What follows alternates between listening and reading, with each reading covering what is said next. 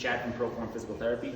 I'm just talking today more about exercises that you guys can do in the gym. I know a lot of you guys are starting to go back into the gym and you're starting to see things, or you're starting to wonder if you can do certain things.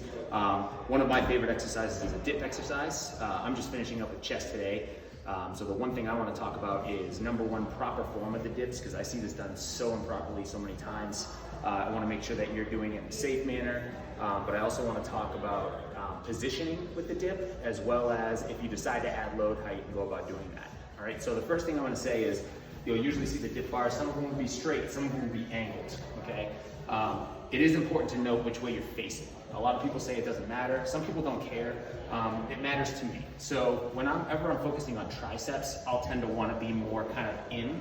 Whenever I'm focusing on chest, I tend to want to flare out. And the only reason that is so I can actually get a better activation of the chest. Okay? So going over proper form first, I'm going to show you what most people do improperly. All right, so they get here, they jump up first of all. All right, the second thing they do is they go down nice, but on the way up, this is what they do.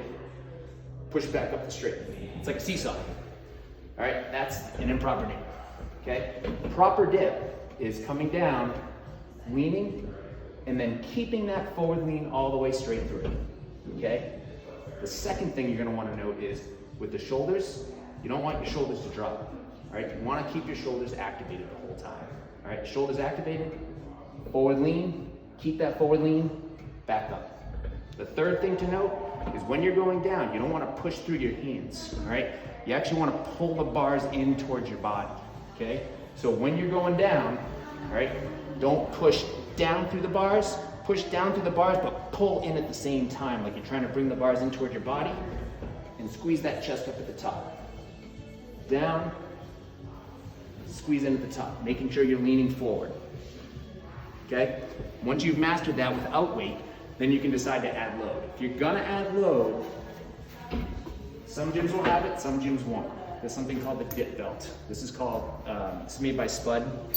I tend to like this one. You don't have to use it. There's many different kinds out there. Some people use regular lifting belts and then finagle a way to figure out how to strap weight on it. I tend to like to use a plate. Some people use a kettlebell. Kettlebells are also easy. And the one thing to remember here is don't go too high on the load. You want to make sure you keep the form, okay? So when you're going in this position, I usually just like to get the belt comfortable. Get your hands in that position.